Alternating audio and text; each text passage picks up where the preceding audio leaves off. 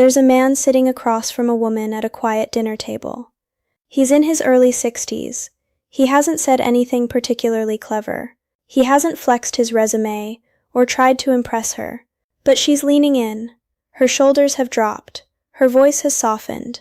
And at some point during the evening, she reaches across and touches his hand first.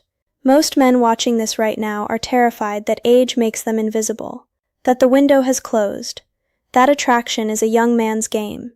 Thoughtful, but that man at the table knows something most men never figure out. Presence is the most powerful touch you never have to explain. Now, before we go further, this is not dating advice. This is pattern recognition.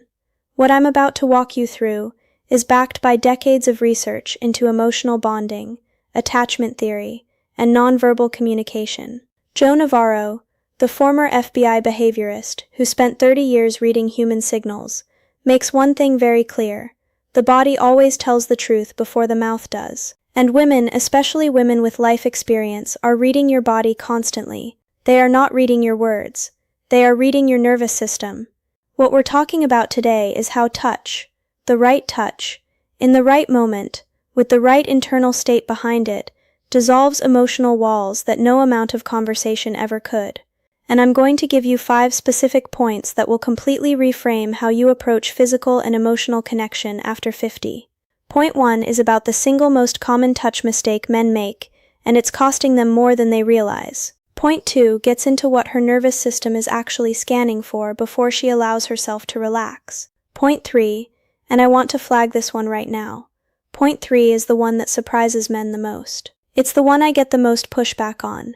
It's the point men almost always misunderstand, and it's also the one that once it clicks, changes everything. We'll get there. Point 4 is about sexual polarity, and how grounded masculine presence communicates more than any line you could ever deliver. And point 5 is the bridge, the moment everything either lands or falls apart. Now, if these hidden patterns are already starting to click for you, do one thing right now: hit that subscribe button and turn on notifications. The men who lock in early are the ones who actually change the game. Point 1. The mistake of touch without presence. Here's the mistake. A man reaches out and touches a woman, her shoulder, her arm, the small of her back, but his mind is elsewhere. He's performing the gesture. He's hoping it lands. He's monitoring her reaction while he's doing it, and she feels all of that. This is where most men get it wrong. They think touch is a physical event. It isn't. Touch is an energetic transmission. What travels through your hand is not just pressure. It's your internal state, your anxiety, your agenda, your need for approval. Her subconscious is not asking, "Did he touch me?" It's asking, what was behind that touch? The fix is not a technique. It's a shift in state. Before you reach out, take one slow breath. Ground your feet. Let go of the outcome. Touch from a place of giving, not getting. Your hand on her shoulder becomes something entirely different when there's no agenda attached to it. She'll feel the difference immediately. Not because she's analyzing it, because her nervous system is built to detect it. Point 2. What her nervous system is actually scanning women, particularly women who've been through difficult relationships, who've been disappointed, who've built walls for very good reasons, are not scanning for attraction first. They're scanning for safety. Esther Perel talks about this with extraordinary precision. She says that desire requires safety as its foundation. Without it, the walls stay up. Not because she's cold, not because she's damaged, because she's intelligent. Her nervous system is running what you might call a subconscious calculation in every interaction. Is this man predictable? Is he emotionally regulated? Does he get destabilized easily?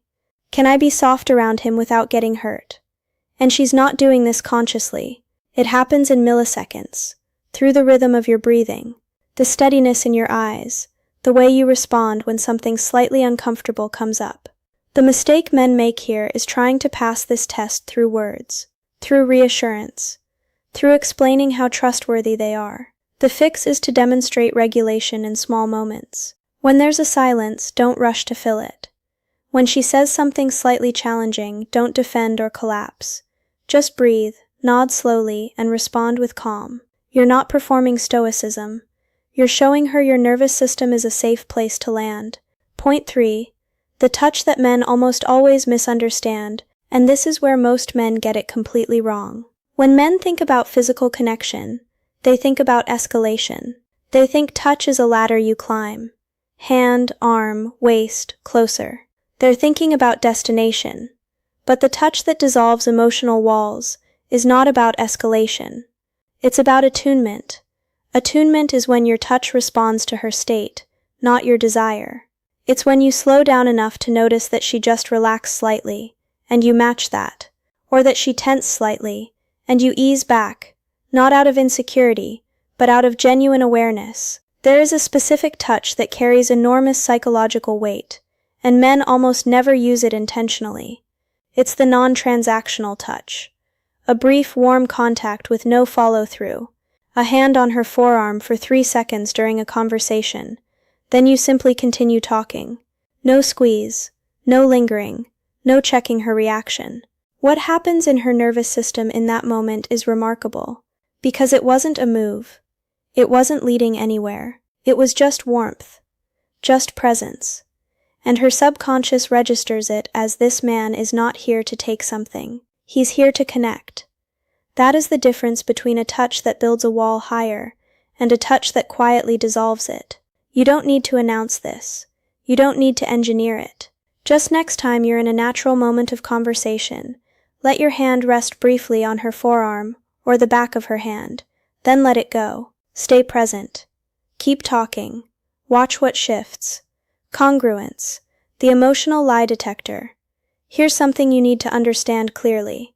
Women are emotional lie detectors, not because they're suspicious, but because their attunement to social signals has been refined over a lifetime. She is reading the congruence or lack of it between your words, your body, and your intent simultaneously. You can say all the right things, you can deliver a perfect line, but if your jaw is tight, your breathing is shallow, and there's a low-level anxiety running through your chest, she already knows. She might not name it. She might not even consciously register it. But she'll feel slightly unsettled, slightly guarded, and the walls stay up. This is why masculine presence is not about performance. It's about alignment. When what you feel, what you say, and how you hold your body are all pointing in the same direction. She relaxes, not because you're perfect, but because you're congruent. Sexual polarity lives in this space. The calm man who initiates from groundedness, not from neediness, not from strategy, but from genuine warmth and directional confidence, that man creates a field of safety that is deeply attractive, not despite his age, because of it. A man in his 50s or 60s, who has genuinely done the work of understanding himself, carries something in his presence that no 25-year-old can manufacture. That's not consolation. That's biology. That's what she's actually responding to when her walls come down.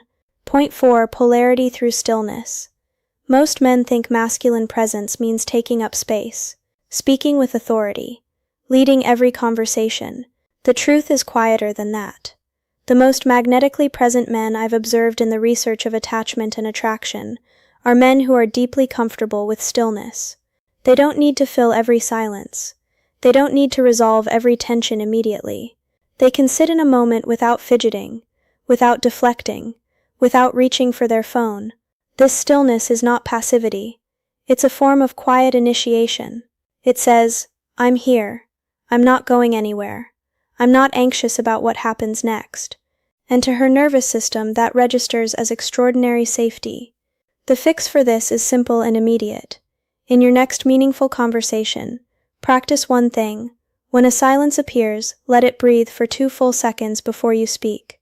Just 2 seconds. Feel the discomfort if it's there, and don't run from it. You'll notice something shift in you and in her. Stillness, when it comes from genuine ease rather than withdrawal, is one of the most powerful nonverbal signals a man can send. It communicates, I am not afraid of this moment. And that is deeply, quietly magnetic. Point 5. The bridge, where it all either lands or falls apart. Everything we've covered, the grounded touch, the nervous system safety, the attunement, the congruence, the stillness, all of it accumulates into one final moment. And this is where most men inadvertently undo everything. The moment she finally opens up. The moment her walls come down slightly, and she shares something real. something vulnerable, something she doesn't say to everyone. Most men immediately respond with advice, or with their own story, or with a reassurance that shifts the attention back to themselves. She needed to feel received. Instead, she feels redirected. The fix is one of the simplest and most powerful tools in emotional connection. When she shares something real, pause. Then say something like, "That sounds like it wasn't easy," or simply, "Tell me more about that." No advice, no pivot, just reception. That is the moment the walls don't just lower, they dissolve. Because she felt something most people never give her. The experience of being fully heard without agenda. Safe, seen, and cherished. In the space of a single quiet response. That is not a technique. That is emotional maturity. And women who have lived enough life to know the difference between a man performing connection and a man actually offering it, they recognize it instantly. Now, I want to hear from you. In the comments, tell me which of these 5 points hit you the hardest. Which one are you going to apply first? Drop it below. I read every single comment, and I want to know where you are in this. And if this is landing for you, if you can feel these ideas shifting something, subscribe and turn on notifications. What we're building here isn't just content. It's a body of work for men who are serious about creating real, lasting connection. The men who stay are the ones who transform. But here's the thing. This is only half the equation. We've covered the emotional architecture today. The presence, the touch, the attunement, the moment of true reception. But none of that creates lasting attraction on its own. In the next video, I'm going to show you exactly how to turn this emotional foundation into powerful physical connection, starting with how to hug her so she melts. Not a technique, not a move. A full-body experience of masculine warmth that she will feel for hours after you've stepped back. That's next. And you don't want to miss it. Stay grounded. Stay present. See you there.